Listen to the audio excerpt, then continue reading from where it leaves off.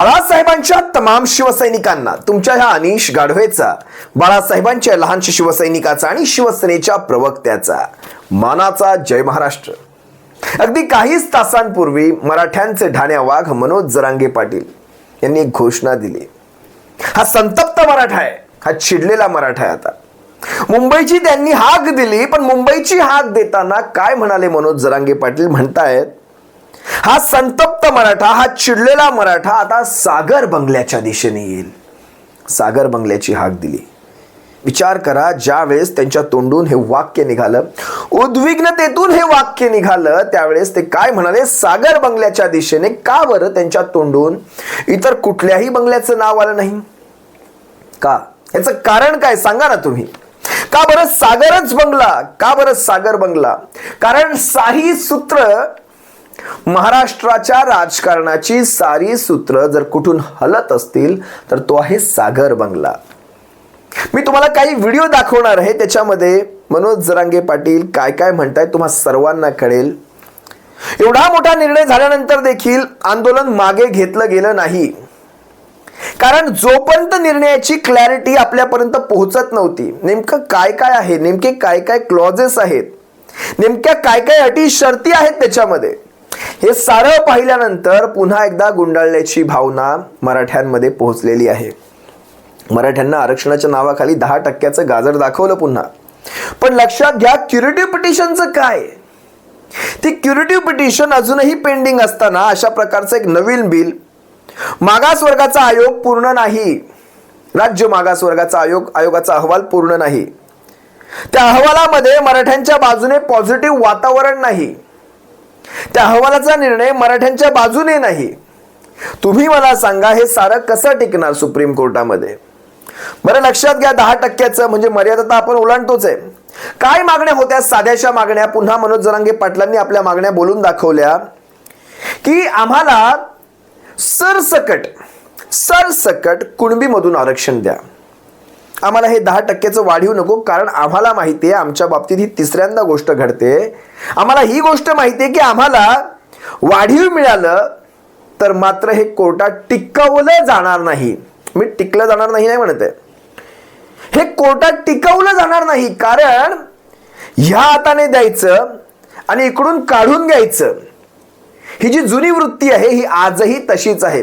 काल परवाच ह्यांचं एक स्टेटमेंट आहे गृहमंत्र्यांचं, आपण एक तात्पुरतं आरक्षण देऊन टाकूया। काय म्हणतात? आपण एक तात्पुरतं आरक्षण देऊन टाकूया। तुम्हाला मागचंही एक वाक्य अजूनही आठवत असेल, आपलं काय बोलायचं आणि निघून जायचं। कोण म्हणालं होतं हे? एकनाथ शिंदे म्हणाले होते। त्यावेळेस अजित पवारांनी वेळ मारून दिली, पटकन सांगितलं तो माईक चालू आहे, ऐकू जात असेल, तेवढे त्यांना कळालं नाही तर पुढची अनेक वाक्य ऐकण्यासाठी मिळाली असती। आपल्याला काय बोलायचं आणि निघून जायचं।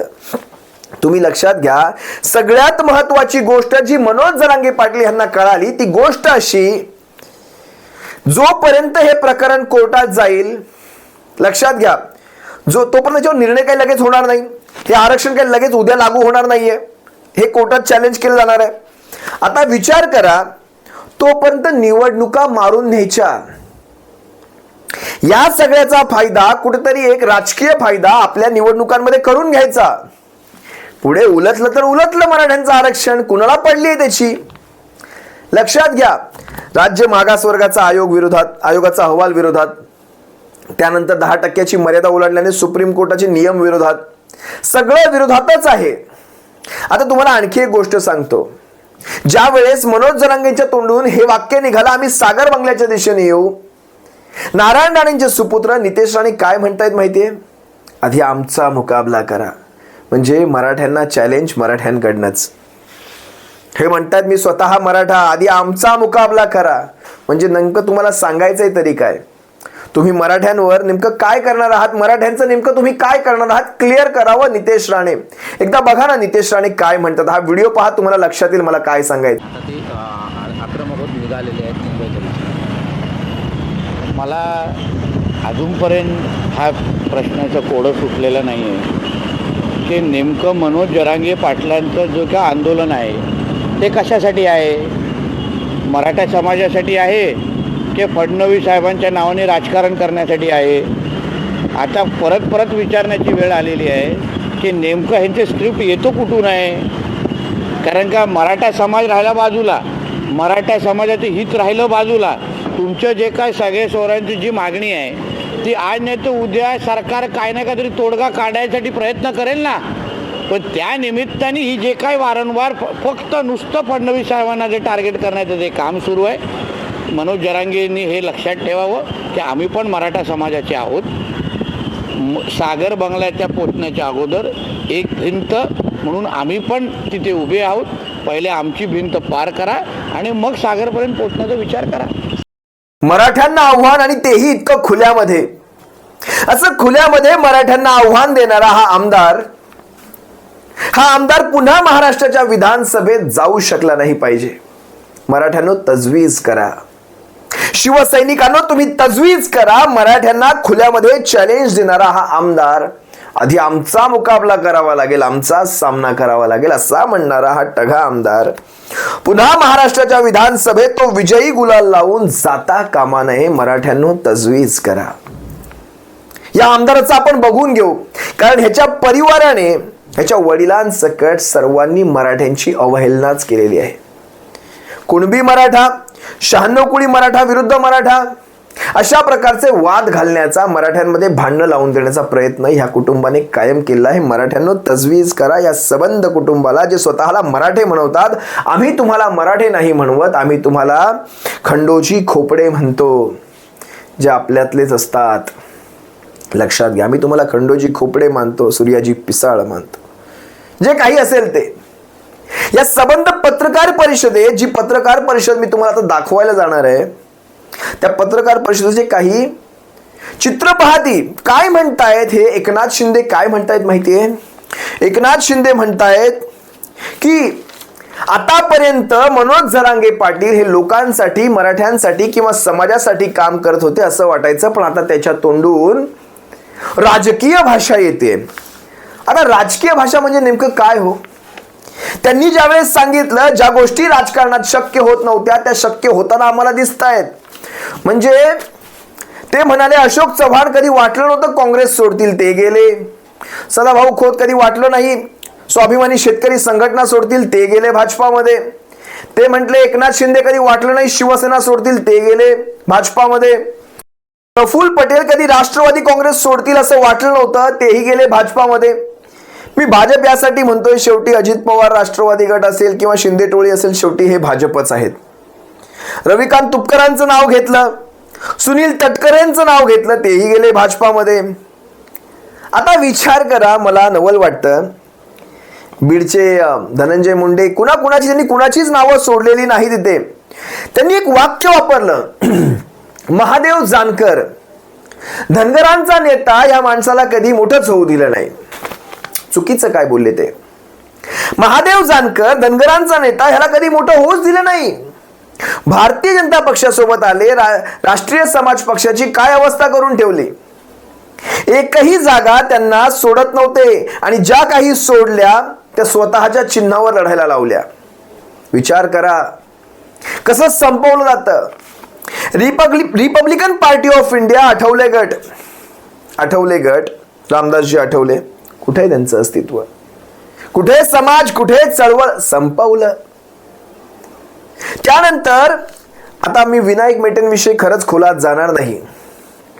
विनायक मेटेंविषयी, स्वाभिमानी शेतकरी संघटनेविषयी, ती स्वाभिमानी शेतकरी संघटना, ती शेतकऱ्यांची चळवळ देखील तोडून फोडून ठेवलेली आहे. सदाभाऊ खोत बाजूला गेला, त्यानंतर राजू शेट्टी बाजूला गेले, ती चळवळ संपवली. विनायक मेटेंचा शिवसंग्राम आज कुठे आहे? हे स्वतःला म्हणतो आमचे मित्रपक्ष. हे मित्रपक्ष कुठे आहेत? नेमके आहेत कुठे? शोधून दाखवा. शिवसेना कुठे? शिवसेना ठेवली. यांनी शिवसेना 2 भागात तोडली. विचार करा, हे इतक्या खालच्या पातळीला जाऊ शकतात, एवढ्या मोठ्या पक्षाच्या बाबतीत एवढा मोठा हा असा प्रकारचा घाणेरडा प्रकार करू शकतात. हे छोट्या मोठ्या पक्षांचं काय आहे? तिनका असं उडवतील असं. हे काय चुकीचं म्हणाले? त्यात एकनाथ शिंदेंना वाटलं हे राजकीय म्हणतायत. एकनाथ शिंदेच्या नंतर देवेंद्र फडणवीसांची स्टेटमेंट मी इथे सांगणार पण नाही खोल्यामध्ये. ते शांत राहून, चिडीचूप बसून बरोबर मजा घेतात. मी तुम्हाला ही पत्रकार परिषद देखील दाखवतो, जरा बघा, हा किस्सा पहा. जरांगे पाटील जेव्हापर्यंत या ठिकाणी लोकांसाठी काही प्रामाणिक भावना आहे अशा प्रकारचं त्याची भावना होती. सरकार त्याच्याबरोबर मी जालनाला गेलो, नव्या मुंबईत गेलो आणि मुख्यमंत्री असताना मी कधीही इगो ठेवला नाही. परंतु आता जी काही त्यांची भाषा आहे ती भाषा राजकीय भाषा मला वाटते आणि त्याच्या मागे कोणीतरी बोलतंय, बोलवतंय अशा प्रकारचा वास येतो. त्या प्रकारचे खालचे पातळीवरचे आरोप हे महाराष्ट्र सहन करत नाही. महाराष्ट्राची ती संस्कृती नाही. तर कायद्यापेक्षा कोणी स्वतःला मोठं समजू नये. संयम ठेवलेला आहे सरकारने. संयमाचा अंत पाहू नका. जाणीवपूर्वक वेगवेगळ्या प्रकारची वक्तव्ये ही केली जातात. मुख्यमंत्र्यांच्या बद्दल शिवराळ भाषा केली जाते.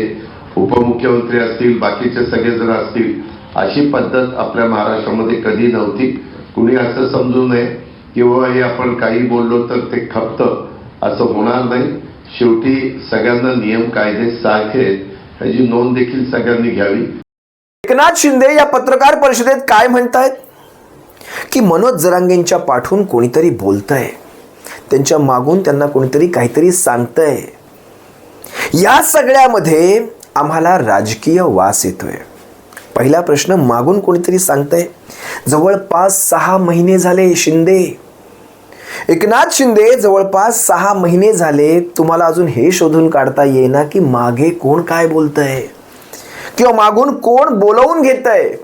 तुमचा जर हा आरोप असेल तर 6 महिन्यात तुम्हाला अजून कळलं नाही. एवढे इंटेलिजंट लोकांचं 3-3 इंजिनांचं सरकार, तुम्हाला अजून कळलं नाही मागे कोण काय बोलतंय. जरांगेंच्या मागे जर कोणी असतं तर आतापर्यंत तुम्ही जरांगेंना ठेवलं तरी असतं का, हा साधा प्रश्न पहिला. दुसरं म्हणतायत राजकीय वास येतो. उभ्या महाराष्ट्राला गद्दारीचा दुर्गंध येतोय, त्याविषयी काय. उभ्या महाराष्ट्रामध्ये गद्दारीचा दुर्गंध पसरलाय, त्याविषयी काय. अजित पवार म्हणतात नेत्यांविषयी शिवराळ भाषा, नेत्यांविषयी शिवराळ भाषा. तलावांमध्ये, धरणांमध्ये हे करायची भाषा ही कुठली भाषा होती. आपल्या भाषेविषयी आधी बोला पवार, त्यानंतर महाराष्ट्राला शहाणपणा शिकवा. आता तुम्हाला काही गोष्टी सांगतो. ज्यावेळेस ही आंदोलनं फोडता येत नाहीत ना, आंदोलनामध्ये दुही माजवता येत नाही, त्यावेळेस आपल्यातलेच गद्दार पैदा करावे लागतात. आतल्या आत माणसं फोडावी लागतात. जसं सरकार फोडताना केलं तसं आतल्या आत माणसं फोडावी लागतात. आतलीच माणसं फोडली ना जरा सोपं जातं. आता मराठा समाज, वारकरी पंथ याचं एक नातं आहे, वारकऱ्यांचं एक नातं आहे. एक स्वयंघोषित एक महाराज तयार केला गेला. अजय बारसकर नावाचा एक स्वयंघोषित महाराज तयार केला गेला. हा महाराज अचानक, हा महाराज कुठून पैदा झाला मला माहित नाही. हा कोण, कुठला महाराज, याचं तोंड पाहिलं, याची भाषा पाहिली तर हा कुठल्याही बाजूने महाराज वाटत नाही. कीर्तनकार वाटत नाही, ह भ प वाटत नाही, हरिभक्तपरायण वाटत नाही. हा मराठ्यांच्या विरोधातली सुपारी घेऊन आला दुसरा खंडोजी खोपडे. अगदी बरोबर म्हणतोय मी. हा दुसरा खंडोजी खोपडे हा म्हणतो तुका म्हणे मज धाडिले निरोपा, म्हणजे मी तुकाराम महाराजांचा निरोप घेऊन आलोय. महाराजांचा आदेश आहे की तुम्ही, महाराजांचा आदेश आहे, तुकाराम महाराजांचा आदेश आहे की तुम्ही पाणी घ्यावं. मनोज जरांगे पाटील एका वेगळ्या उद्देशाने उपोषण करत आहेत. त्यांचं उपोषण कुठेतरी तोडावं, स्वतःची प्रसिद्धी करून घ्यावी. माझ्या हातून कशा प्रकारे पाणी घेतलं आणि अशा प्रकारे स्वतःचा कशा प्रकारे फायदा करून दाखवावा किंवा स्वतःचं नाव कशा प्रकारे मोठं करावं, ही संधी कशी आयती चालून आलेली आहे, या संधीचं कसं सोनं करून घ्यावं, यासाठी हापापलेला हा जो कोणी स्वयंघोषित महाराज होता हा म्हणतो मला तू जगद्गुरु तुकाराम महाराजांनी पाठवले, तुम्ही पाणी घ्या. माझ्या डोळ्यामध्ये पाणी आहे, माझे भाव अंतःकरणापासून आहेत, तुम्ही पाणी घ्या. आता एवढं मोठं ते आंदोलन चालू आहे, त्याच्यामध्ये हा तुकाराम महाराजांची शपथ घालतोय. चीड येणार की नाही. तुम्ही संतांची शपथ घालताय, बरं आंदोलन एका वेगळ्या कारणासाठी आहे, ज्याचा काहीतरी एक उद्देश आहे, आणि तुम्ही संतांची थेट येऊन शपथ घालताय. चीड येणार की नाही. मग विचार करा, हा स्वयंघोषित महाराज पुढे काय म्हणतो माहितीये का. हा स्वयंघोषित महाराजांचा ज्या वेळेस उद्धार केला मनोज जरांगे पाटलांनी, ते म्हणाले तू इथून उठ, माझे कान दुखायला लागले, माझं डोकं दुखायला लागलंय, तू इथून उठ आणि चालता हो. 15 दिवस कुठे होतास? म्हणजे एवढे वेळ त्यांचं म्हणणं असं नाही की 15 दिवसापासून तू कुठे होतास. त्यांचं म्हणणं आतापर्यंत हा कोण आहे, हा कुठून आलाय, आतापर्यंत कुठे होता हा बारसकर, अजय बारसकर जो कोणी असेल तो स्वयंघोषित. या स्वयंघोषित महाराजाला हकलून लावल्यानंतर हा महाराज, याचा उद्देश साध्य झाला. खऱ्या अर्थाने याचा उद्देश साध्य झाला. याला स्वतःची एक प्रसिद्धी हवी होती.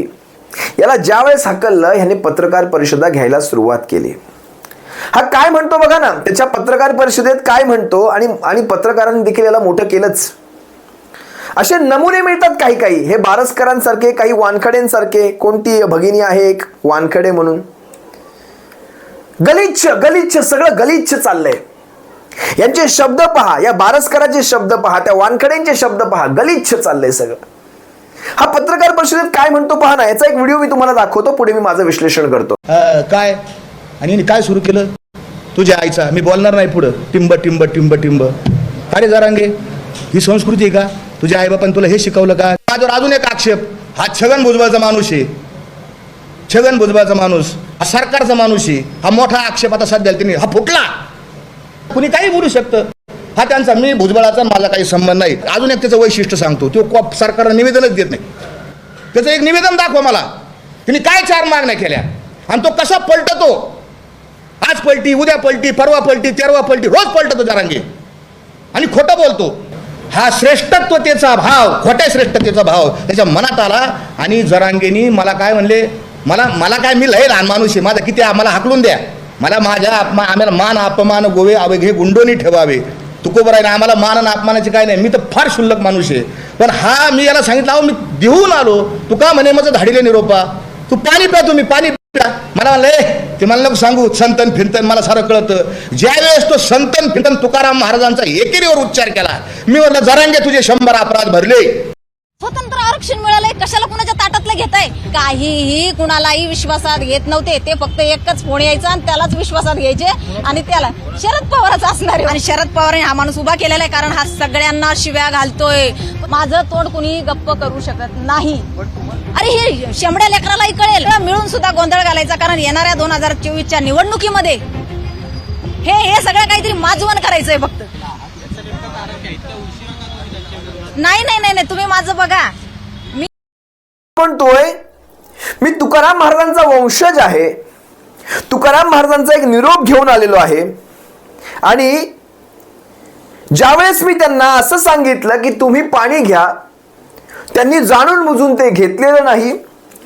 आणि ते पाणी घेण्याचं वर्णन हे कसं करतायत पहा हे बारसकर. श्रेष्ठत्वेचा भाव गुंडोनी ठेवावा. म्हणजे इथे तुम्ही तुमचा मोठेपणा बाजूला ठेवा. आता इथे मोठं कोण होतं, छोटं कोण होतं हा प्रश्न नाही. पण हा जो सुपारी घेऊन आला होता ते उपोषण तोडण्यासाठी, याच्याशी संबंध काय होता? तुला आमंत्रण कोणी दिलं होतं तिथे येऊन बसायचं? आणि मग ज्यावेळेस तुला हकलण्यात आलं, तुला वाईट का वाटावं? याला हकललं. हा स्वयंघोषित, यांना जाणून बुजून स्वतःला मोठं करायचंय. ती अशा ठिकाणी येऊन कुठेतरी आपलं नाव झालं पाहिजे. आता फिरतोय रोज पत्रकार परिषदा घेऊन, कुणाकुणाचे फोन रेकॉर्डिंग ऐकवतोय. याचा चेहरा पहा. अव्वल दर्जाचे टघे कसे असतात, अव्वल दर्जाचे टघे. आणि महाराज लावतात स्वतःच्या नावापुढे. त्यानंतर तुम्हाला आणखी एक गोष्ट सांगतो. देहू संस्थांच्या तुकाराम महाराजांच्या वंशजांनी ही गोष्ट तिथेच क्लिअर केली की हा जो कोणी आहे बारसकर नावाचा, ह्याचा आणि देहू संस्थांचा काहीच संबंध नाही. आणि दुसरी गोष्ट म्हणजे हा स्वतःला तुकाराम महाराजांचा वंशज सांगतोय, हा कुठलाही तुकाराम महाराजांचा वंशज देखील नाही. तुम्ही हा देखील व्हिडिओ पहा. देहू संस्थांचे तुकाराम महाराजांचे स्वतः वंशज काय म्हणतात तुम्ही हा पहा. आणि त्यानंतर ते हे देखील सांगतायत की कुठल्याही वारकरी संप्रदायाच्या विचाराच्या माणसांनी देखील वारकरी संप्रदायातल्या माणसांनी नाही, त्या विचारांच्या माणसांनी देखील संतांचा वापर किंवा देवाचा वापर, भगवान पांडुरंगाचा वापर, संतांचा वापर स्वतःच्या प्रसिद्धीसाठी असा करू नये. जसा हा माणूस करतोय, मला तुकाराम महाराजांनी पाठवलंय किंवा महाराजांचा आदेश घेऊन आलोय, असा वापर करू नये. तुम्ही एकदा हा व्हिडिओ पहा, काय म्हणतात तुकाराम महाराजांचे वंशज. जर अजय बावस्कर जे आहेत त्यांचा देहूशी कुठला संबंध नाही, पण कुठल्याही वारकरी परंपरेतील लोकांनी संतांचा वापर वैयक्तिक कुठल्या गोष्टीसाठी केला नाही पाहिजे. संत हे कुठल्याही जातीपातीमध्ये वाटले जात नाही. हे संतांनी सांगितलेले विष्णुमय जग वैष्णवांचा धर्म भेद भ्रम अमंगळ. मग तुम्ही त्यांचा वापर कुठल्या आपल्या वैयक्तिक स्वार्थासाठी न करता वारकरी संप्रदायाला हा तुम्ही वेगळा ठेवा. त्याला कुठल्याही गोष्टीमध्ये तुम्ही इन्व्हॉल्व करू नका.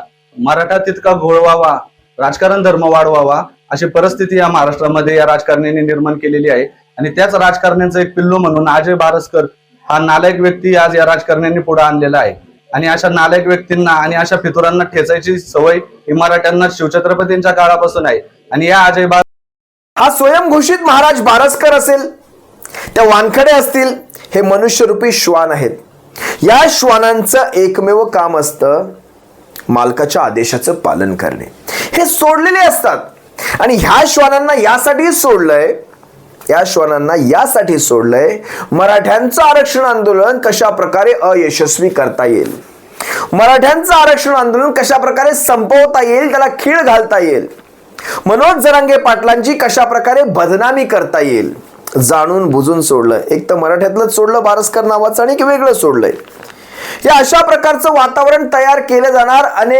अनेक असे श्वान सोडले जाणार. तुम्हाला अडथळे तयार केले जाणार. या सगळ्यातून पार होऊन जायचंय. पुढे जाऊन नारायण राणेंचे, नितेश राणेंसारखे सुपुत्र देखील आडवे दिसणार. सगळ्याला पार करायचंय. मराठ्यांनो लक्षात घ्या, 10% आरक्षण दिलं, पण त्या 10%मध्ये इतके सारे क्लॉजेस ठेवले. आणि मुळात निवडणुकांच्या आधी या अशा प्रकारचा निर्णय घेऊन एक प्रसिद्धी घ्यायचा प्रयत्न केला गेलाय. त्यांना माहिती आहे हा निर्णय टिकणारा नाहीये, कारण तशा प्रकारचा मागासवर्गाचा अहवाल नाहीये, मागास आयोगाचा अहवाल नाहीये, हे टिकणार नाहीये. पुन्हा येरे माझ्या मागल्या होणार आहे आणि या सगळ्यात वेळ जाणार आहे. एकवटलेला मराठा कुठेतरी स्प्रेड करायचा, त्याला विभागून टाकायचं, हे सध्या या 10% आरक्षणातून साध्य करण्यात आलं होतं, जे मनोज जरांगे पाटलांनी वेळीच ओळखलं. सरसकट मराठ्यांना कुणबीमधून आरक्षण ही त्यांची मागणी त्यांनी पुन्हा लावून धरली. त्यानंतर सगळे सोयरे गणगोत या सगळ्यांच्या विषयी कायदा तयार व्हावा ही त्यांची जी मागणी होती, ज्यावर जरा सुद्धा विचार करण्यात आला नाही. त्या देखील मागणीच्या पुनरुच्चारासाठी त्यांनी सागर बंगल्याची हाक दिली. पाहूयात नेमकं घडतंय काय. पण तुर्तास या बारसकरांना, या वानखडेंना मराठ्यांना तुम्ही मोठं करू नका. त्यांच्यावर कुठल्याही प्रतिक्रिया देखील देऊ नका. ज्या वेळेस यांना असं कसपटात समान बाजूला केलं जाईल त्यावेळेस त्यांना त्यांची लायकी आणि किंमत कळेल. आपलं मूळ उद्देश आहे मराठ्यांना आरक्षण. त्या आरक्षणाच्या मुद्द्यावर आपण कायम राहूया. तुर्तास तुम्हा सर्वांची रजा घेतो. सप्रेम जय महाराष्ट्र बाळासाहेबांच्या शिवसैनिकांनो, काळजी घ्या.